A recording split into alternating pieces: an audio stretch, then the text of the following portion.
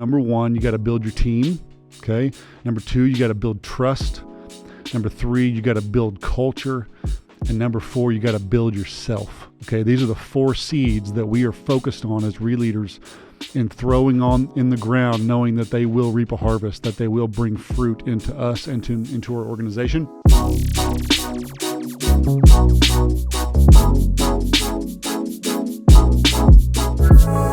Well, what's up, ReLeader family? Thanks again for joining us for another episode of the ReLeader podcast, where we fix things we didn't break.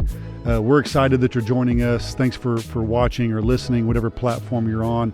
Hey, do me a quick favor before we jump in today's episode. If you're on YouTube, subscribe. Give us a like. Give us a share on social media.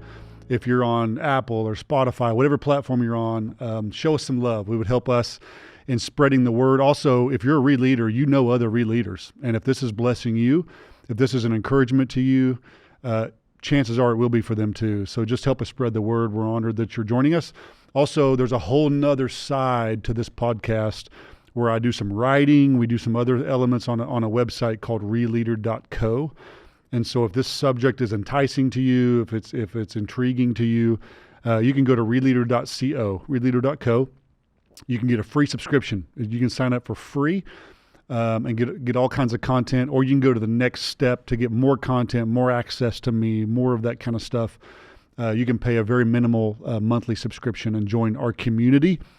Either way, I'm just so glad you're taking the time to be here. Before we jumped into today's episode, I have to pause and just say, if you didn't watch the last episode, it's actually really important that you push pause right now and go back and listen to the previous episode.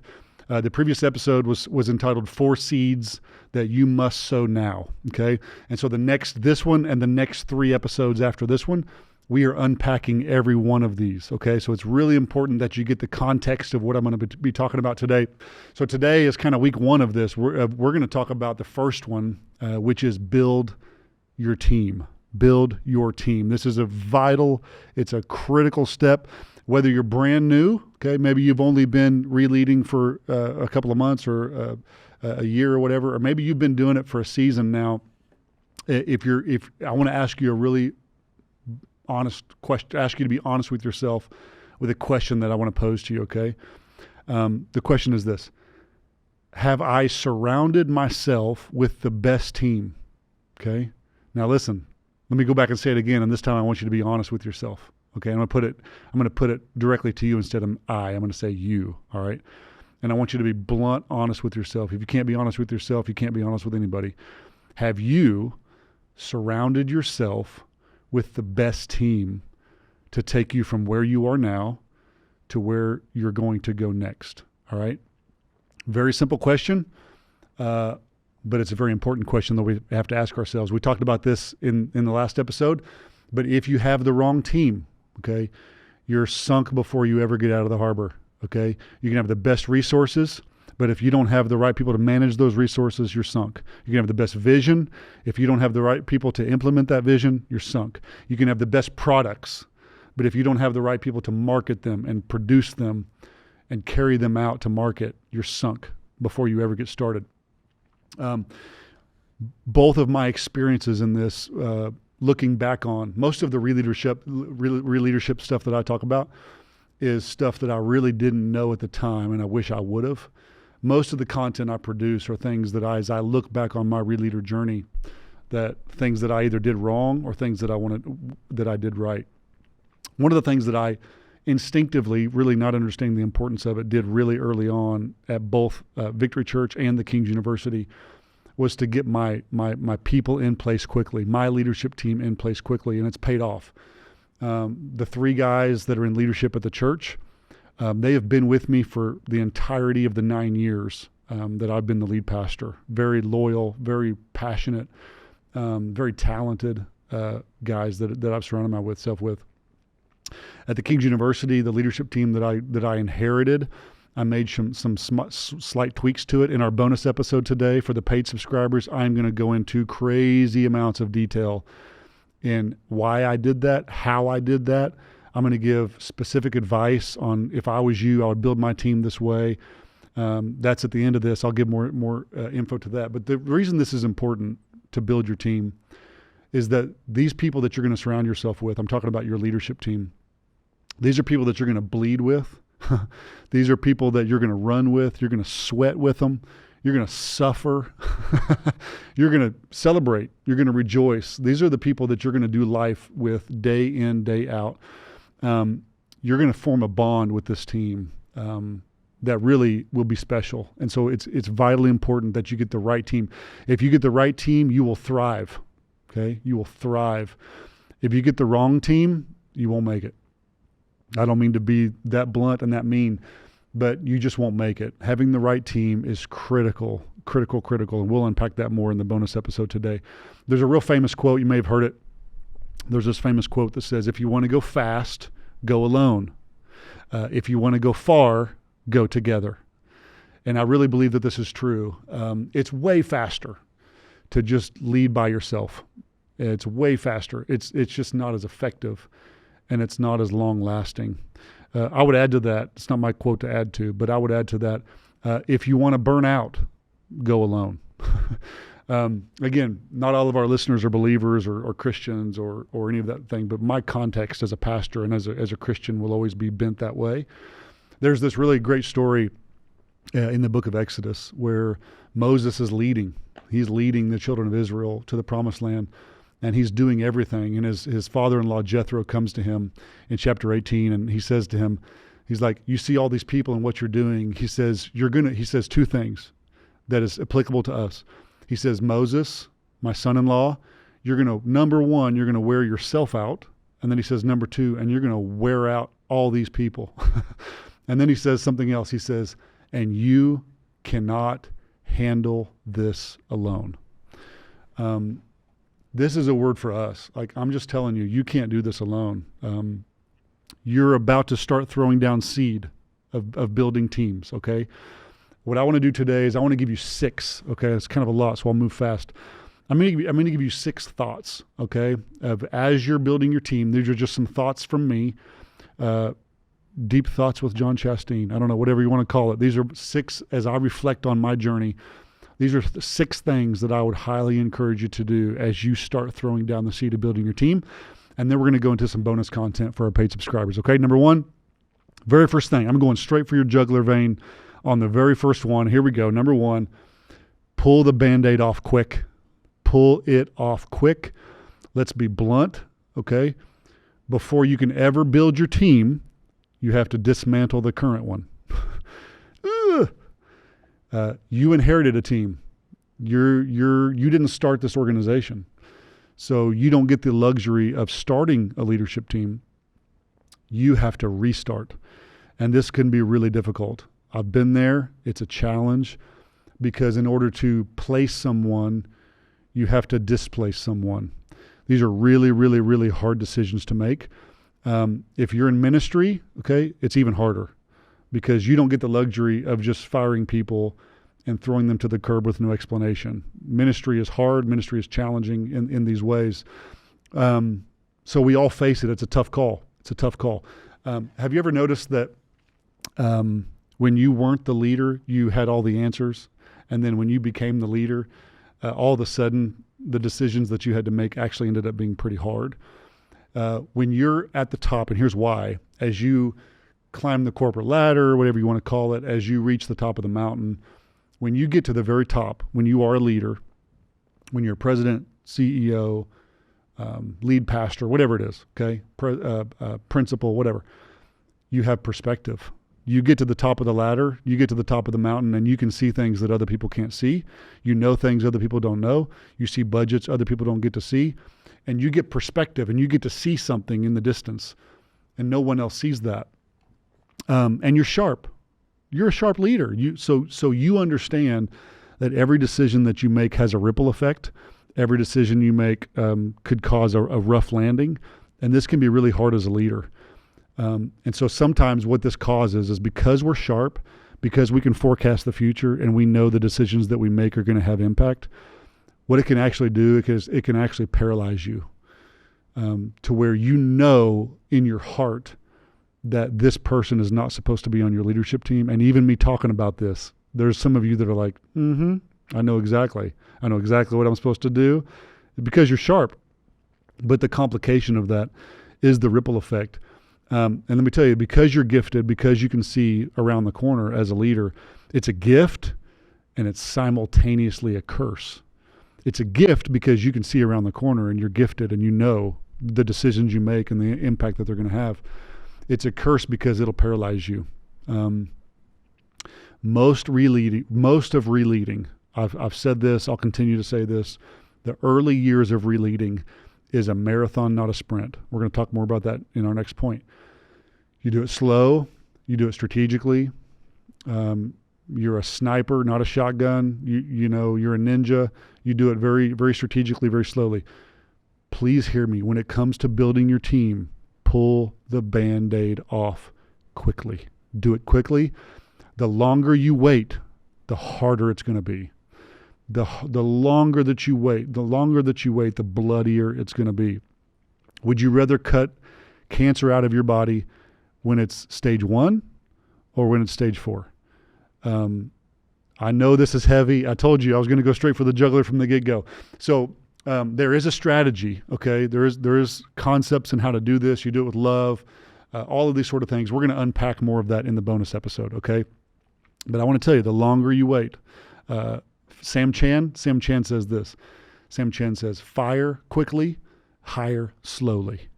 Do it soon, okay? If you don't get anything else out of this podcast today, if you're listening to me, put it on your calendar to pull the Band-Aid off, okay? Tomorrow, the next day, don't wait. Do it today if you can. Pull the Band-Aid off, okay? You won't regret it.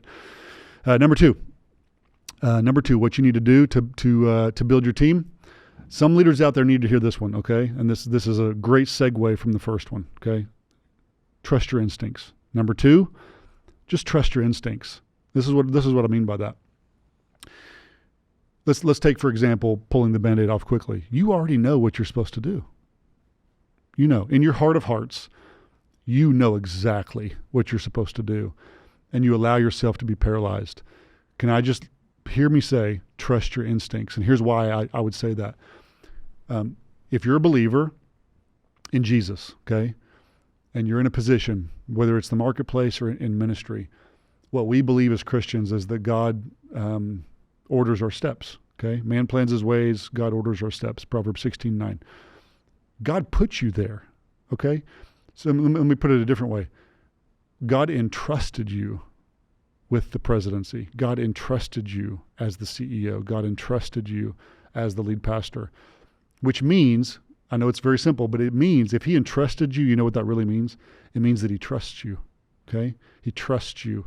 And I would say that many times your instincts aren't your instincts at all. As a believer, I believe that's the Holy Spirit, okay? So trust your instincts. Make those decisions quickly. Let me help you with something, okay? I wrote about this in one of my articles on ReLeader.co.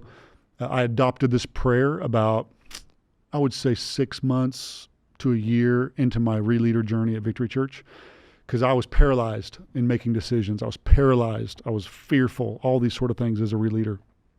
And so I started praying this prayer every night before I went to bed, okay? Steal it if you want to, all right? Let it embolden you. Let it encourage you. I would pray this prayer. God, if there's somebody better fit than me to lead Victory Church, then I submit my resignation and I'm willing to do something more difficult. Okay. Now that last part's important. I would say I'm willing to do something more difficult, because I wasn't just trying to get out of it. It's hard.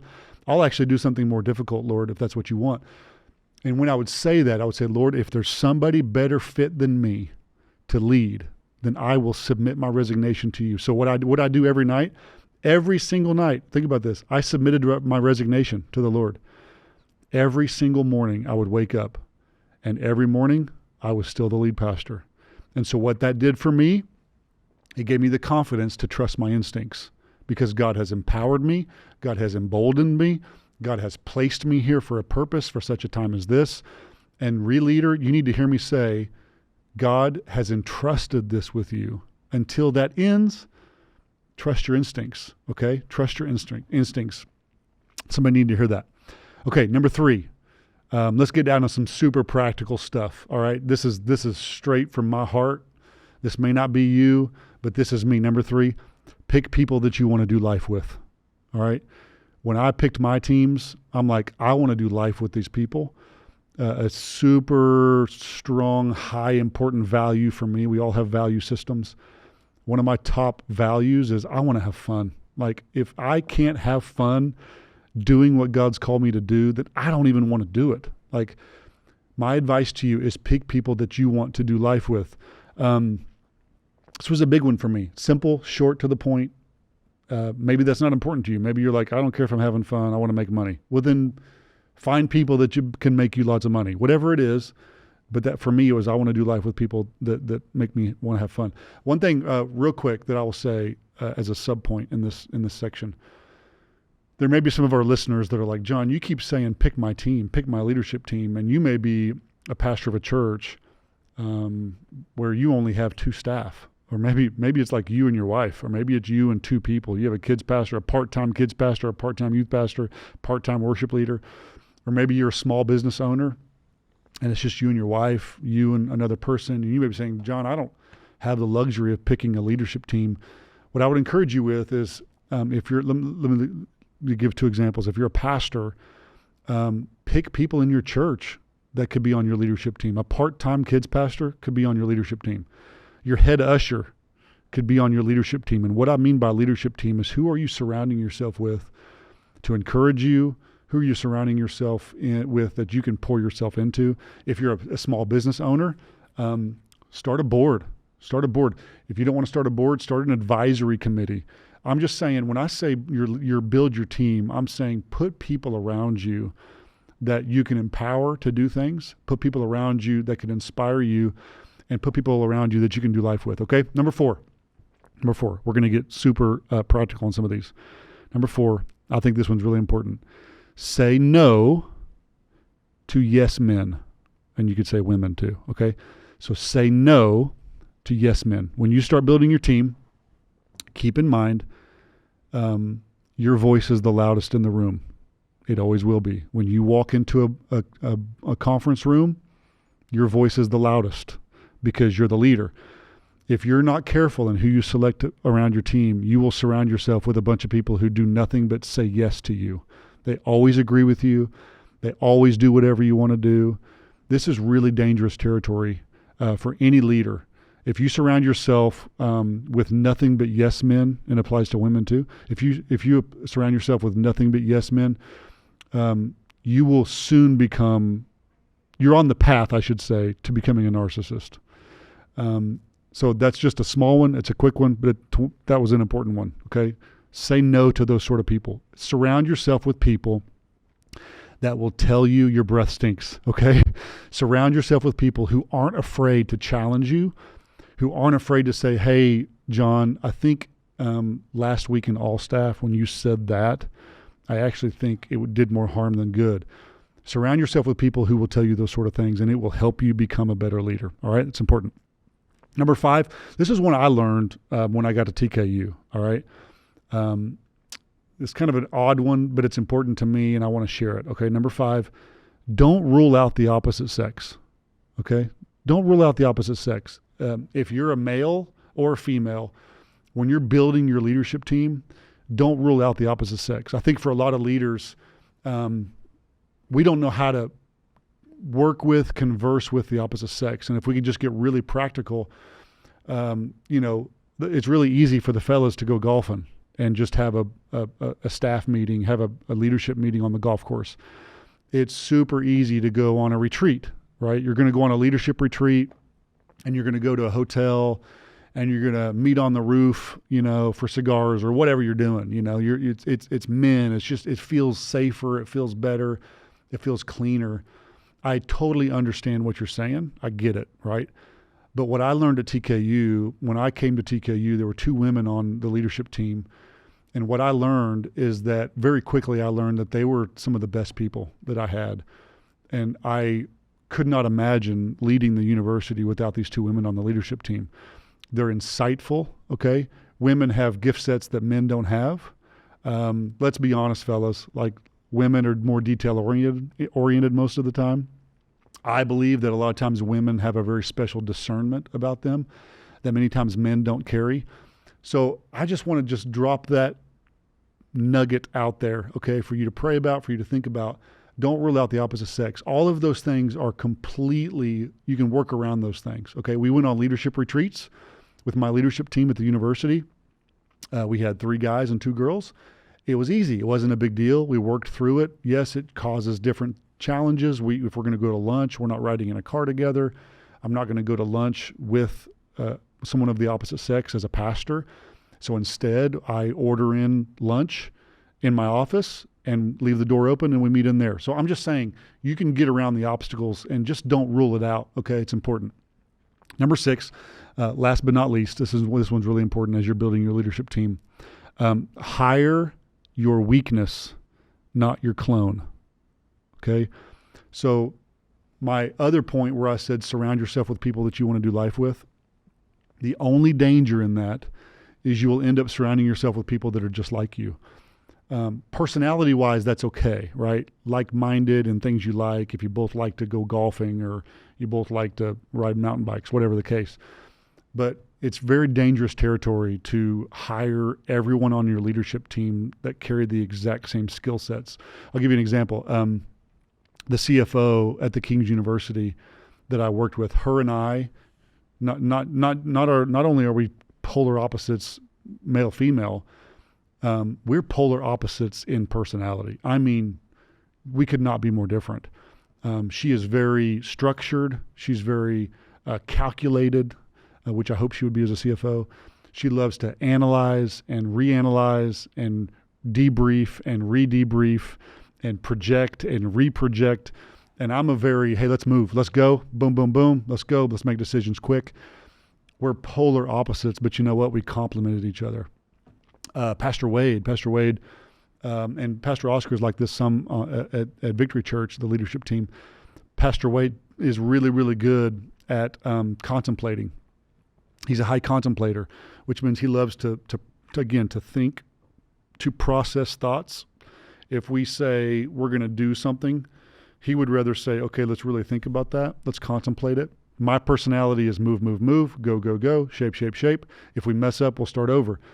So all I'm saying is you don't want to have a leadership team that all of you think, act, behave, move the exact same way. We're going to go into this in detail in the bonus episode in just a second.